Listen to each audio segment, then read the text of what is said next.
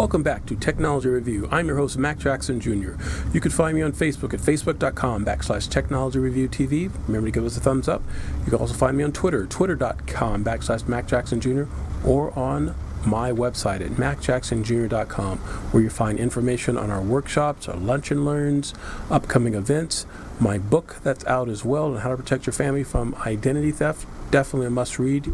Definitely check that out on my website. We're going to continue my segment here on a business spotlight, and I'm going to talk about some of the responsibilities of businesses. In our previous segment, we just interviewed the Nevada Deputy Attorney General from the Bureau of Consumer Protection, Laura Tucker, talking about the businesses' responsibilities regarding customer data, new bills that are out that the state of Nevada is working on to protect customers' information that merchants acquire, that they collect of this data, and also business scams as well. So the moral of this, it points back to businesses. So the question I have to ask businesses within this segment is, what is the biggest cybersecurity threat to your business?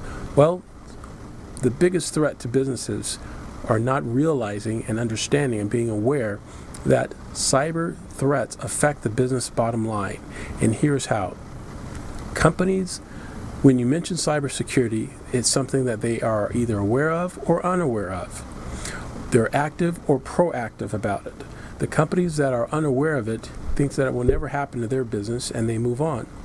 Companies who are proactive continue to understand where their company can be vulnerable in areas of cybersecurity or in areas of their business that can lead to cyber threats and data breaches.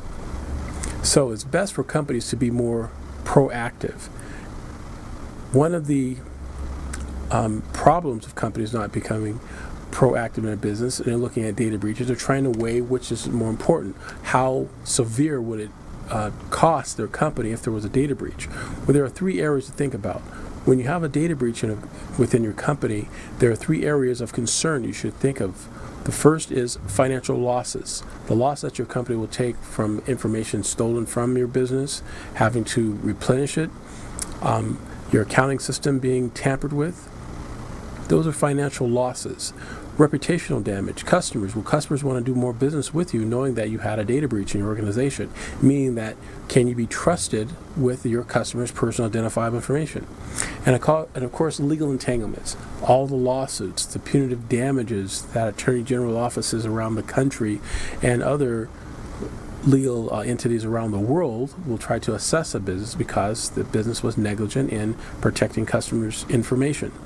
These are just some of the things that can face an organization, and more than likely, these things affect companies who are unaware and are reactive to data breaches and cyber crimes.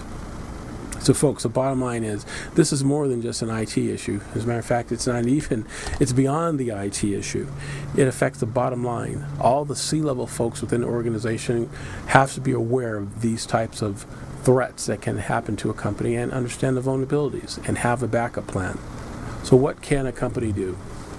Well, there's several things a company could do about this, is basically do nothing and hope it will never happen to them. Or they can be prepared. Preparation, folks. Preparation, being prepared is the best remedy for an incident like this. We all have preparations for fire drills in our building. We have preparation of losses if there's a flood or some act of nature. We have insurance policies for this.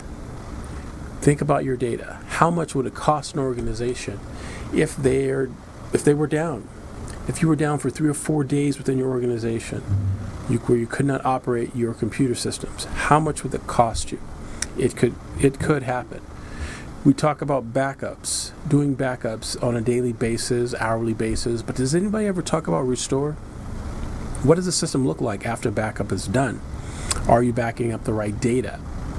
These are things that you need to look at as well, and having a protocol or a policy or process in place just in case you have to restore from a backup of your system.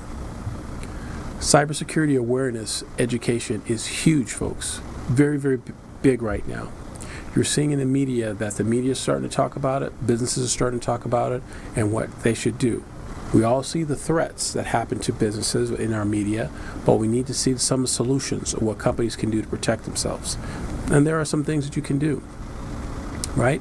First thing you could do is take a look at your current policies in your organization, things that are in your employee handbooks that you hand out to your employees. I've mentioned employees because that is one of the weakest link within an organization are the employees, because we're all human and we have technology that only operates when it's given a certain command. But we have people in an organization, and if we are weak in certain areas, we could be vulnerable to cyber attacks.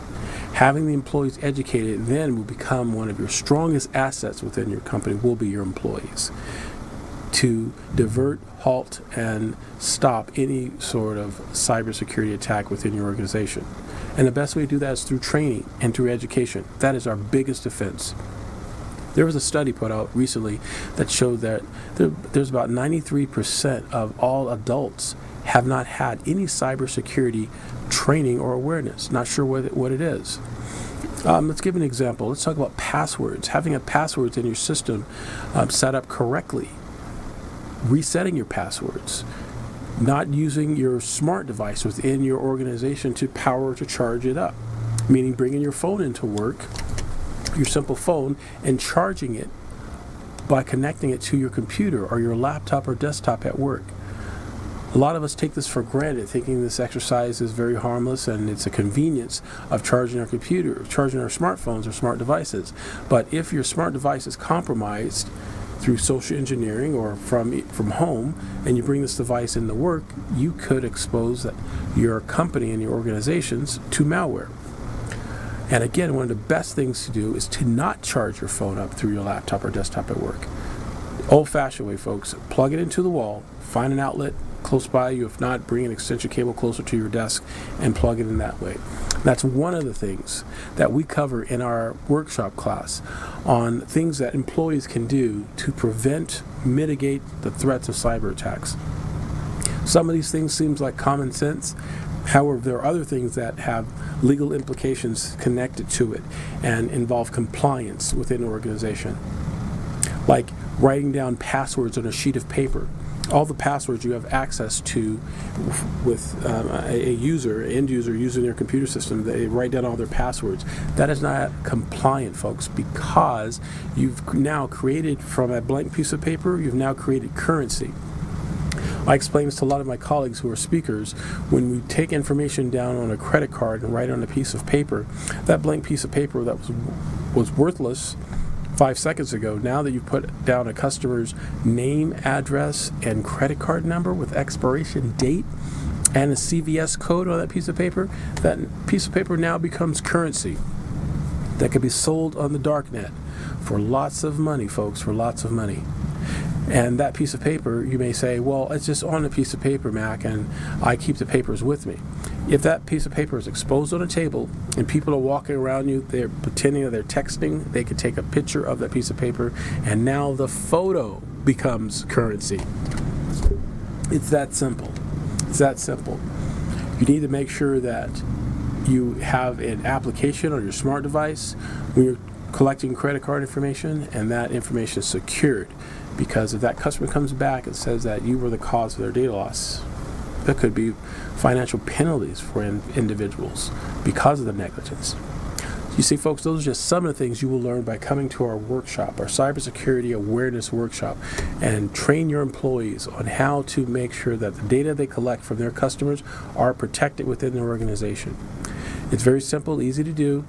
Contact my office. We'll be starting cybersecurity workshop courses at the New Horizons Training Center here in Las Vegas, coming very, very soon here. Contact my office for more information. Send me an email at info@macjacksonjr.com or go to my website, macjacksonjr.com, or give our offices a call at MJ Computer Concepts, 702-868-0808.